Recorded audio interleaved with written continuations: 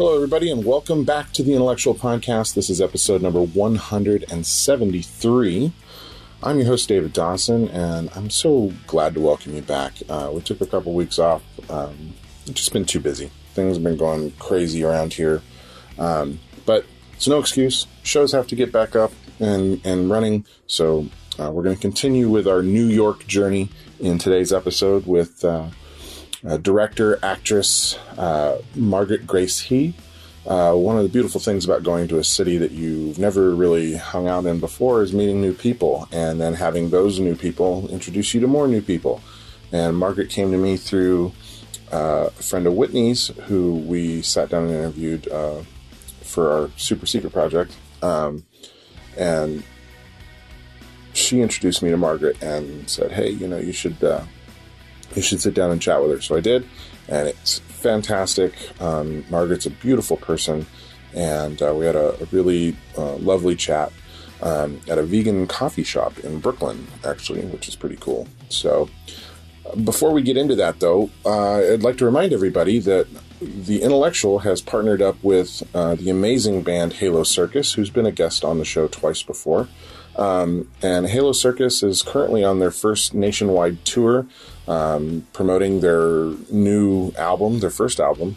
And it's wonderful. If you haven't listened to Bunny, you absolutely should. It's on iTunes. Go check it out. Allison Iraheta and Halo Circus just completely freaking rock out on this album. And it's a wonderful bilingual album. And even if you don't understand the words, like, Allison's feeling just drives these songs forward in a way that is truly inspiring. So Halo Circus is on their first nationwide tour. They're going to be coming to San Diego as the next to final stop on their tour on November 10th at 7 p.m. They'll be playing at the Irenic. We're partnered up with them, so we'll be interviewing Halo Circus earlier in the day for the podcast and our super secret project. And then we'll be joining them at the Irenic that night, where Creature Canyon and Ocelot will also be playing. Creature Canyon, they're an indie rock with a southern twang. They got echoes from the British rock explosion. And Ocelot, psychedelic blues rock. It's going to be a really cool night. I mean, these are three really good bands. The Irenic is a cool venue. Tickets are only $10 online right now. They'll be $15 at the door.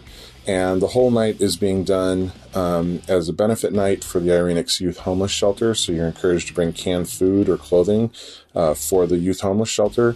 It's going to be really cool. It's a chance to give to the community. It's a chance to come enjoy some really great music. And we'll be there, so make sure you say hi to us. You can check out all the information you need and find tickets at halocircus.com. So we'll see you on November 10th at the Irenic.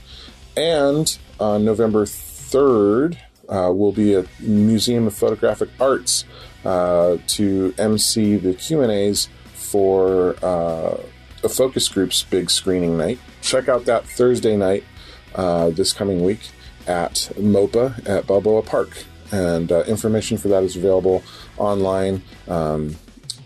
Just take a look at Ryan Castleman's Facebook page or Yvette Angulo's Facebook page and get details there. So a couple big events coming down the pipeline. And now let's sit down for the chat that I had with Margaret Grace Hee on the 173rd episode of the Intellectual Podcast. Talk hard and enjoy the mindgasm. The Intellectual Podcast starts now. It is Margaret Hee. Yep. Don't know where that last name came from still. You don't? No. That's interesting. Yeah, we think it was a shortened from like oh hey or something Irish. But oftentimes like an Ellis Island change, or like an Ellis Island change. For some reason my family's never been able to track it, which is odd. But yeah, lots of people think before they meet me, think that I'm Asian. So I was wondering that, but I checked your website out. Yeah. Not Asian. Yeah. So that's Yeah. fine. I don't hold anything against you for not being Asian. I'm only half Asian myself, so I hold no bias. Yeah, I actually had to change I lived in Chicago before coming here for 4 years, and I was primarily acting, and I had to change my sort of like, I guess, stage name from Margaret Hee to Margaret Grace, because I was getting called in for roles that I was like not appropriate for. Well, there could be some fun in that, though, right? I guess, but I felt like wrong, I stopped. We're not in the era where John Wayne can play a Chinaman anymore. Yeah, well, I mean, Scarlett Johansson is like definitely, and that's definitely taking that on full force. That's a huge letdown. Yeah. As a fan of that franchise myself, like I can't believe that they cast her in that role. I know. Yeah. So, what is it you do primarily? Well, primarily right now I'm teaching, actually. But I went to grad school for directing, and that's where Joy and I met, and directing theater. And so primarily directing. What is it about directing that made you want to be a director? Well, it's taken me like a long time. It took me a long time to sort of like synthesize how I got to this, but I was acting for a long time. I got my BFA in acting from the College of Santa Fe, New Mexico. But before going there, I was in a theater program in California that was very much focused on devised work, which, like, as a teenager, I found very therapeutic, and that's what really got me hooked on theater. But I didn't have a term for what it was, and then I decided I was going to pursue a degree in acting, and then I went to do that, and then found that the sort of while the production value and everything was like wonderful, the traditional theatrical presentation and being involved in that as an actress, I found like mind-numbing. And I started directing in undergrad, and then when I left, I just said, I'm going to try the acting thing. I just spent a shit ton of money getting this degree. And I also started a small theater producing entity, which was like essentially me doing Sam Shepard plays in my living room with my friends for like 3 years. Well, you got to start somewhere. You got to start somewhere. And like you can do that in Chicago because you can afford to have a place with like a living room that's like a decent size. So I take it you can't do that here in New York? No. But so I was doing that and simultaneously pursuing my acting career, and it just felt like every time I would do a play, it sort of felt like a chore. Like showing up to the theater every night 4 weeks in a row, and then like going to commercial auditions where they make you do ridiculous things. And so I had a meeting with a mentor of mine who said, if you're going to go to grad school, go now. And so that's how I ended up diving in. And I think what it is as a director, you have a lot more... it does feel like you have, in a way, a bit more control over your own career, and you have more autonomy. Right. And I feel like I can actually work on projects that speak to my values, whereas an actor... I mean, I don't know. I just got out of grad school, so who knows? But I'm saying all this. But as an actress, you just sort of kind of take anything you can get. Right. And it can be very demeaning, especially as a woman. Right. The first audition my agent sent me on when I was in Chicago was to be Winona Ryder's body double. Yeah. And I showed up in pasties and a G-string. Those were the qualifications. And I almost got it too. But it was like, is this what I just spent like $40,000 going to school for? So it's weird, right? Like you spend that much money to essentially become just a product. Yeah.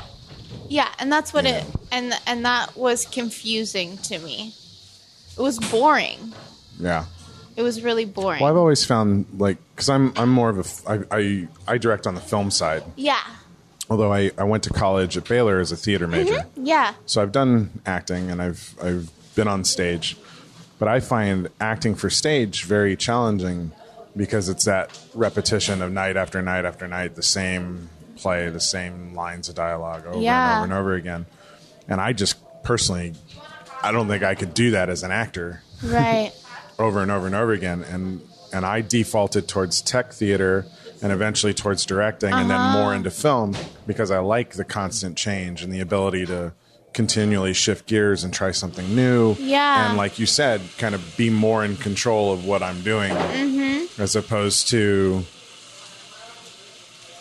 taking opportunities. I get to make opportunities. Yeah. Yeah. So I think that's a big thing for me. And when I started my company, which is like a much different thing now, but I realized like the creation of opportunities for other artists was really important for me, and like because it's a really hard career, and as a woman, I would imagine taking control, building up your own company empowers you to help make better situations for other women in the industry, right? I mean, you can tell the stories that are maybe more genuine and true to the female experience. I guess so. Because I personally have a hard time. Like I very much, because I helped raise my 2 younger sisters, and I'm very kind of aware. Yeah. So I'm always trying to empower the women that I work with to have strength and the ability to do things, and not in any way try to push them down or hold them back. Yeah. Like I want everybody to kind of spread their wings. But when I'm writing something, and I'm writing for a female character. I get very in my head about it. I'm like, I don't know that I can accurately write for this character because I'm not a woman, and I don't have that experience. It's like even though I have some idea, it always feels like I'm being false when I'm writing a female character. That's interesting. So it's actually hindered my ability to write a lot lately, because I get so up in my head about it. I don't want to misrepresent a woman's experience. That's interesting. Have you tried I don't know, like when you're writing, is it like movie scripts you're writing? Or yeah. I wonder if there's like a dialogue you could just like have with a woman and like pull from that. Well, I just engaged one of the writers in town. She's a 2-time Emmy winner, but I just engaged her to be my co-writer on a series that I'm writing. That's great. So I'll write all the dark, nasty shit, and she's going to write the 2 female leads that I've envisioned for this film. And there you go. So we'll have a female voice writing for the female characters, and I'll just kind of guide the story and situations. Yeah. So I think that'll be a nice balance. Yeah. But it's interesting. I guess I never my mom has always been the breadwinner of the family. She grew up she was a military brat growing up, and she's sort of like the black sheep of the family, ran away and has made a real career for herself. And she's always been my role model. And my dad is an incredible father. And so I never grew up with any sort of sense of feeling less than because I was a woman, though I see it around me. And so that's never been until more recently, because I'm more aware of the economic disparity between women and men in my field. I'm more attuned to it, but that's never been such a driving force. But I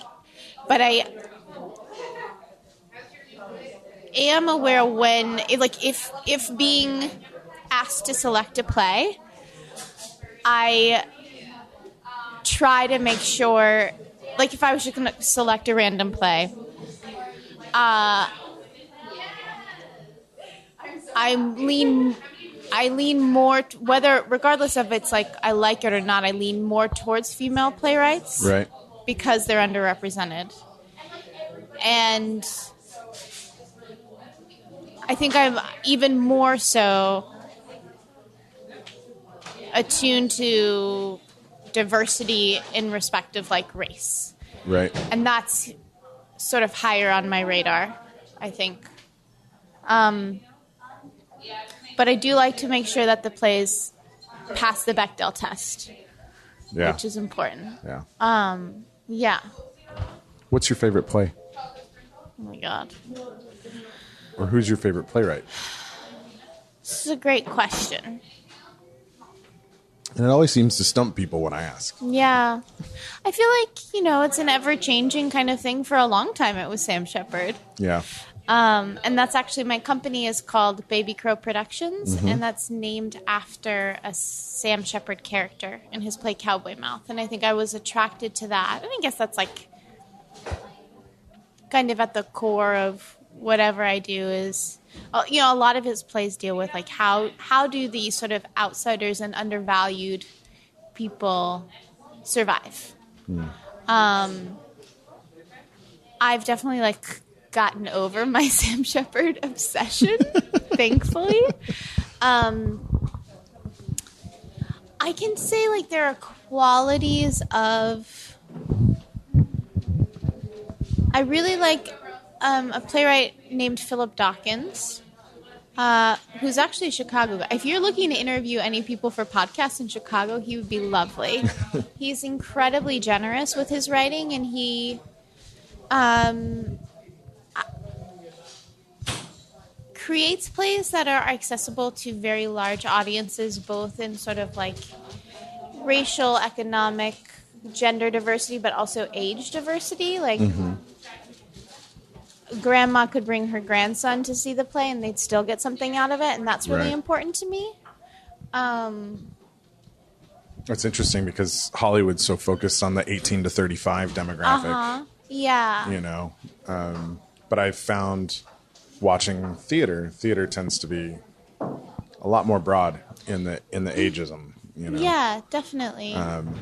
So I try to go see plays at the Old Globe in San Diego as much as I can. And Yeah. we got a pretty vibrant theater community in town that I'm kind of getting reacquainted with the last couple of years. That's lovely. But yeah, it is interesting, kind of that dynamic shift between theater and film.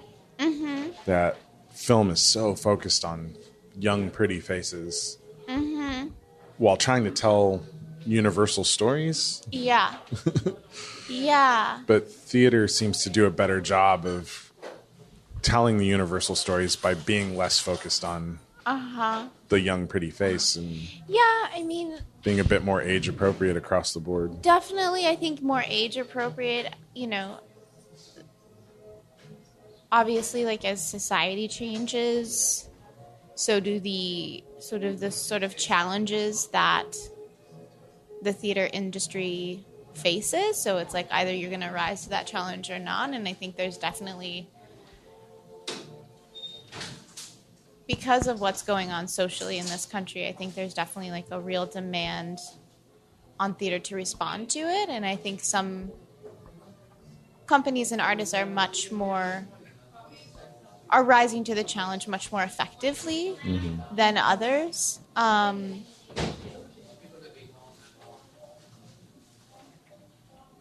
So I guess the age aware, but I mean, it's still a country where the common, and I guess the common notion when you go into a theater is it's going to be a bunch of white people on stage in a living room, and that's okay. And so that's true. That's like slowly and painfully slowly changing. Well, I live in San Diego. We have a huge Latin population. Yeah. But you go to the theater, it's still predominantly white people performing. Yeah. And I think it not to poo-poo any of my friends who are listening to the show right now. It's just, it's the truth. Yeah. And I think I was always sort of hyper aware of it because my mom, because she was a military brat, it kind of never got out of her system. So we moved around a lot. And I ended up living in communities I wouldn't have otherwise, where I actually was the minority, which was probably the best thing that could have ever happened to me. So like that was my world. That was my expectation. Yeah. And I never really respond. Like, there's a lot of plays that people sort of worship that I just don't respond to in the same way. And I think that's maybe my moral compass, but a lot having to do with like how I grew up. Yeah. It's interesting. My dad was military when I was real young, and then he went into nuclear power afterwards. And So we bounced around a bunch of different power plants all over the country when I was little. And I remember we ended up in Ohio for a while. My dad grew up in Indiana, but we ended up in Ohio for a few years. And I was the only colored kid in my class. It's like second grade. Mm-hmm. And of course, at that age, kids don't have racism built into them. Right. You know, it just doesn't really exist that way. Right. So I didn't notice, but my dad did. Uh-huh. And he started to worry. And so he made a very concerted effort to move the family to California because he wanted us around other mixed race kids, other ethnicities, Asians, blacks, Spanish, Mexican, whatever. And so I grew up very multicultural. Yeah. And I didn't really become aware of the fact that I'm not white or not just me until I moved to Texas for college. Interesting. And the first time I got pulled over by a state trooper and had the contents of my car emptied out on the side of the highway for no reason other than it was racial profiling, I just was blissfully unaware of any of that, really. Right. Because growing up, my friends were all sorts of races and colors, and it didn't matter. Yeah. You know? And then suddenly I'm in Central Texas. And the state troopers are talking to me in Spanish, which I don't speak a lick of because I'm half Filipino. Mm-hmm. Yeah. You know? It's like I'm half Filipino, but you know they all think I'm Mexican. And you know, they all figured I was a drug runner driving through these nice neighborhoods or whatever. So it's very interesting. Yeah. So I don't know. I don't see race usually. So when I'm casting films and stuff, I'm always just kind of looking for the best person for the part. Right. But there's like pressure to like specify certain characters will be a certain race or whatever. And I don't know. I kind of hate going the other direction too. I don't know. It's tricky. It's weird. I think. I mean, one of my favorite playwrights is actually a guy I went to school with. His name is Reese Thompson, and he and I. What's wonderful about the new school is the playwriting and directing programs are really small. So there were only 3 playwrights and 3 directors. So that allowed us to really collaborate. Yeah, which was really lovely. And Reese, he is also half Asian, and he a lot of his pieces deal with what does it mean to sort of be stuck between cultures? And, like, what does it mean to be American now? Right. You know? Which I think is, like, what we're really being confronted with. It's like, how can we deport a bunch of people when the fact is we all came here from somewhere else? Yeah, the only people who are natives are all stuck on reservations somewhere. Yeah. Treated like third-class citizens. Exactly.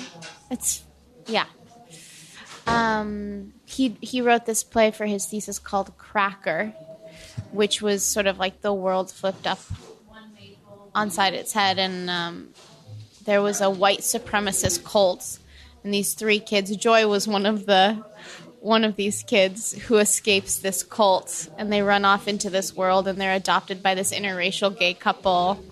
It was really fabulous, but.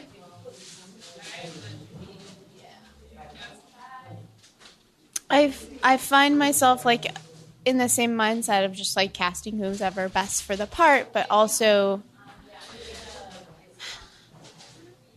especially as a white woman, being color conscious, you know, like because there are things that could be perceived based off how I'm casting, and generally I just like I do make it a point to just cast like as many different races of people as I can. Right. Like for my thesis, there was a Brazilian girl, there were 2 black people, there was 1 white girl, you know, like, and it was a family. It was supposed to be a family.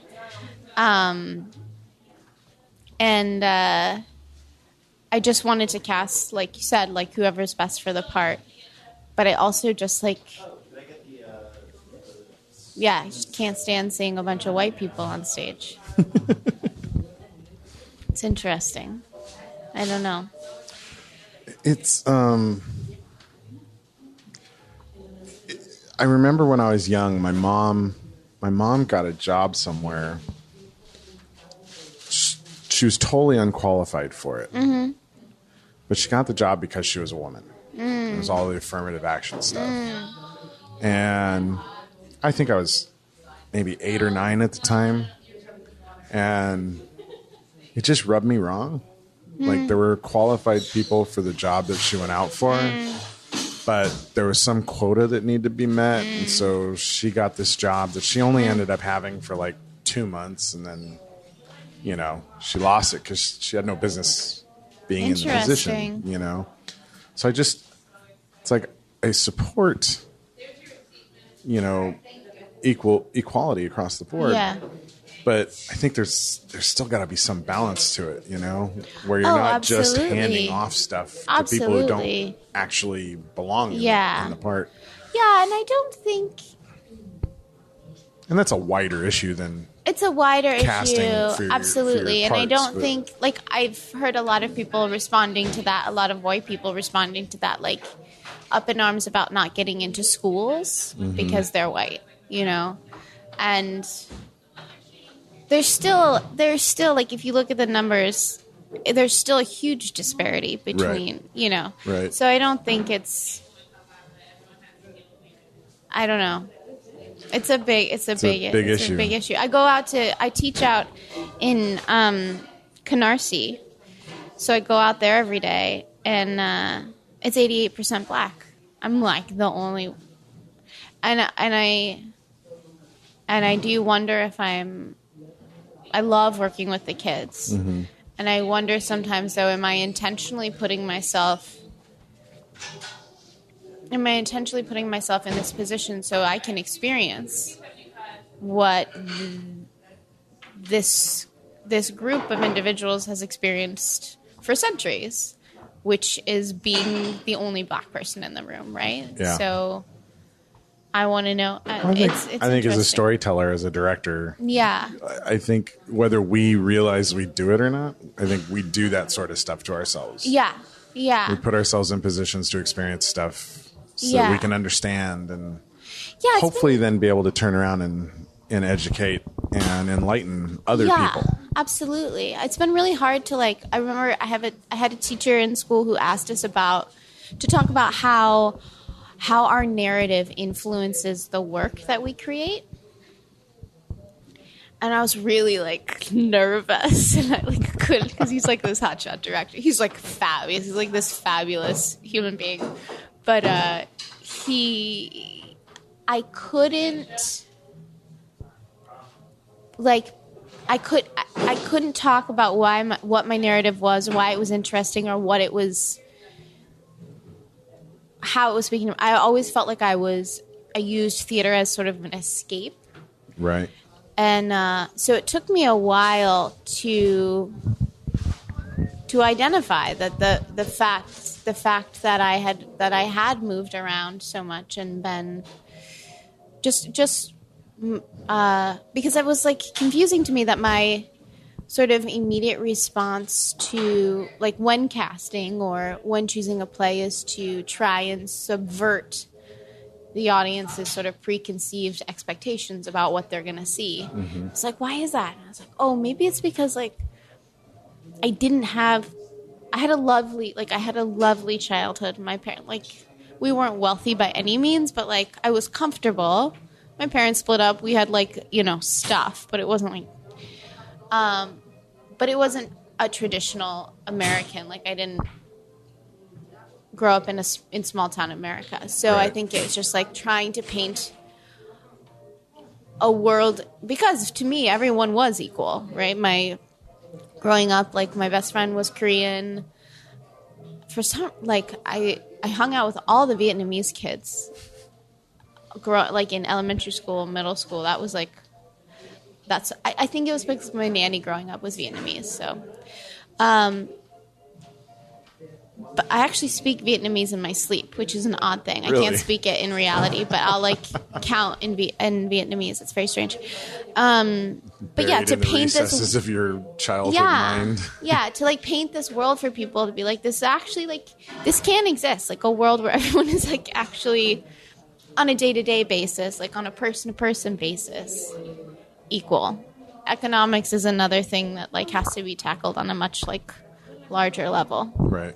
That I'm not going to fix with my plays, but yeah. Well, not going to fix overall, but Yeah. if we can get a few people to start thinking outside of their their typical box, Absolutely. even to just start the narrative with a couple of people. Yeah. You know, it's that whole spider web. You get 3 people thinking differently from one of your plays, and 2 of them go talk to a couple of their friends. Right. Before you know it, you've influenced the discussion with 20, 30 people. Yeah. So it's a weird thing that I didn't think about when I was younger making films, but I'm starting to think about as I get older, is that kind of web of influence that what we put out there has. I mean, film has a much wider, like much bigger net it can cast, which I think is cool. Yeah, it can. It can. It can also have a very small audience. Yeah. But it's interesting you say how our personal narrative affects our storytelling, because like from the outside, people would think I had grew up in the suburbs and, nice, happy home until my parents divorced and whatever. But, the reality is I was an alcoholic in the 3rd grade. In the 3rd grade? Yeah, I was doing drugs by the time I was in the 4th grade. Whoa! I was completely sober by the time I hit junior high, and quit cold turkey and, went through all this stuff in 3rd grade? On my own. How did that happen? Well, when your parents go in to separate and they aren't paying attention to you, bad things happen. Doesn't matter where you are, bad things will find you. Young, yeah. So yeah. I had a difficult childhood, and then in the last 15 years or so, I've lost people close to me, like on average, 1 close person a year has died in the last 15 years. Wow. So it's been a lot of heartache and grief. And so as my films have matured and as I've grown more confident in my own storytelling, I've drifted away from comedies. And all of the films that I've been doing the last couple of years are, about grief and sorrow and overcoming sadness. And you should read this play. Very interesting. You should read this play that I directed. Joy was in it. It's called Failure, a Love Story. And it's essentially like, how do we continue to celebrate life in the face of continual and unending loss? It's really beautiful. It's called Failure, a Love Story? Okay. I'll have to check that I'll send out. you I have the script. I'll send it to you. Oh, that'd be wonderful. It's really beautiful. And it's nice because it's sort of like any community and any number of people can do it. But I think it speaks to, Very cool. Yeah, it's interesting. So what do you have on the horizon for you right now? Well, so I spent the summer teaching a lot. I really wanted to focus on that because I didn't want to be a waitress anymore.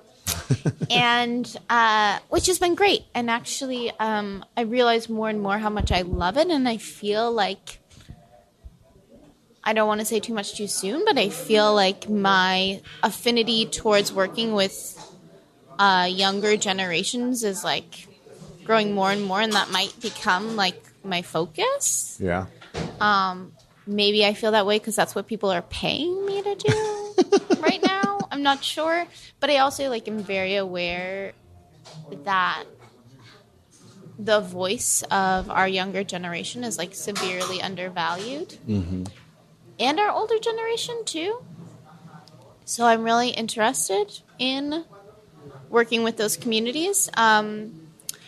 So right now I'm assistant directing a play generated by this company called the Mad Ones. They do a bunch of devised theater surrounding sort of American nostalgia. And they're doing this play called Miles for Mary at the Bushwick Star. And one of my mentors, Lila Neugebauer, is directing, so I'm assisting her on that, which has been cool because they're very text-based in their devising process. So that's been really helpful for me.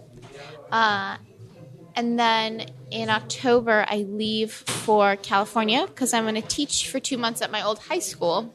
Oh, yeah. Yeah. What part of California? The Bay Area, Marin County. Nice. So I'll be, where it all started. So that'll be cool. I was actually kind of, like, when my parents split up and I moved to California, I was kind of a mess-up kid, too. Like, I was 12. And then my mom stuck me in theater camp. And it shaped me up, and that's like, I was in a production of West Side Story, and then like from then on. You had your focus. Yeah. So I'll be there, and then things are sort of like up in the air. I might be assistant directing a play called Native Son at Marin Theater Company. There's a lot on the horizon for my company, Baby Crow Productions, that we're sort of trying to hash out what the direction is there. Yeah, I don't know. I don't love living in New York City. You're the first person to say that out loud Really? while I've been here. Yeah, I don't. Actually, somebody last night was literally saying to me, oh, this German couple that were staying at this Airbnb, they're like, we've not met anybody who does not love living in New York. I was like, I'm sure there's somebody somewhere. I just don't. I think it's because, like, in a way, not money-wise, but, like, environmentally, I've been very spoiled in terms of where I live. Like, I lived in the Rocky Mountains in Colorado, and I lived in Marin County, and I went to school in New Mexico. So, like, you like to be surrounded by some nature. Yeah. I feel, like, hungry for it. Yeah.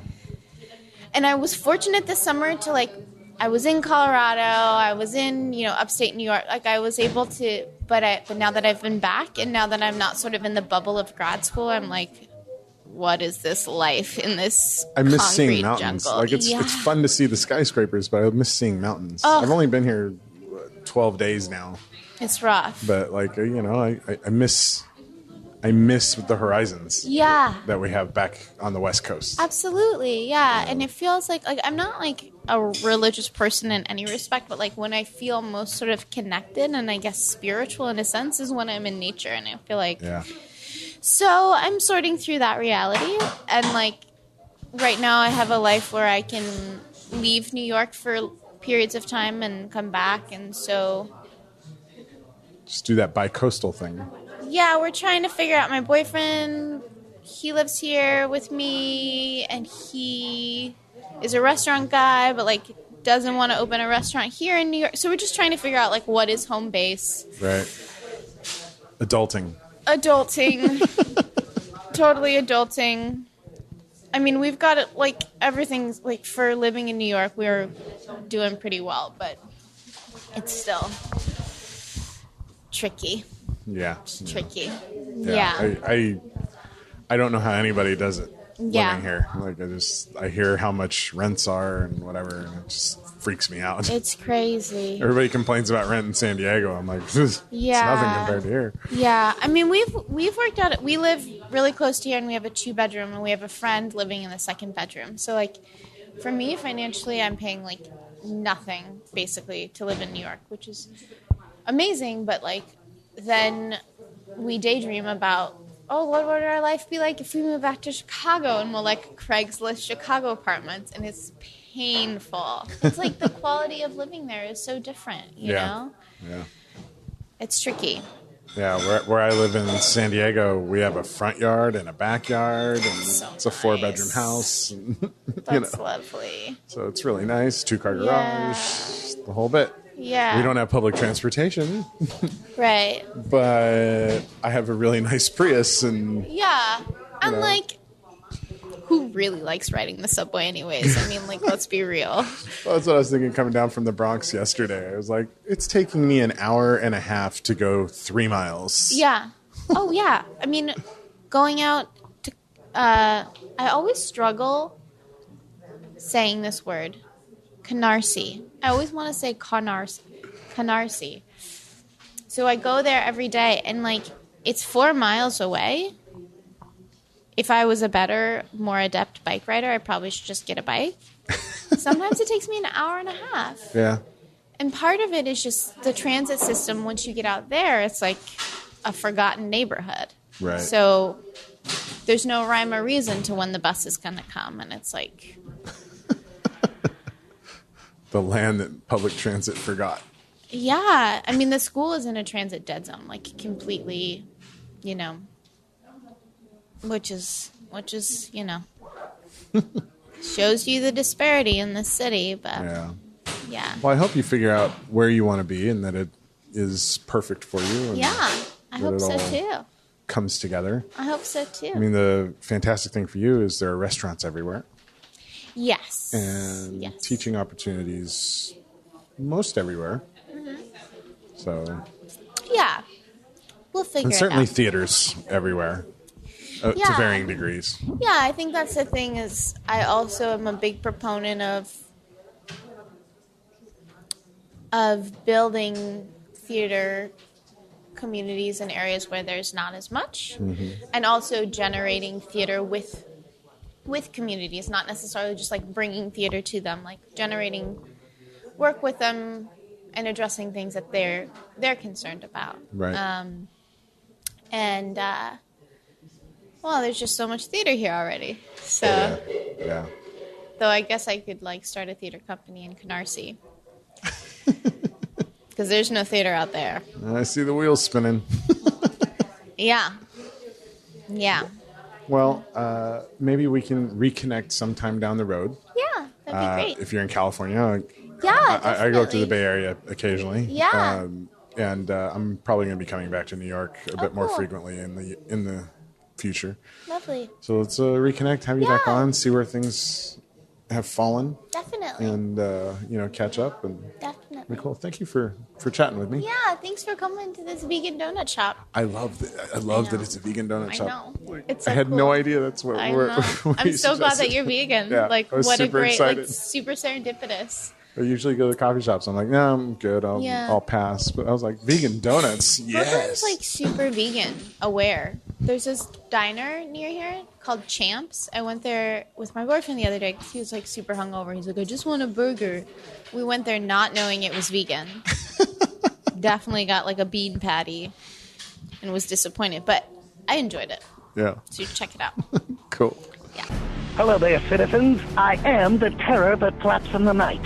I am the floaty that will not flush no matter how many times you try in the toilet bowl of crime. I am Darkwing Duck, telling you please, talk hard and enjoy the mindgasm. Whatever the heck that means. After all, you are watching Intellectual Podcast with your ears.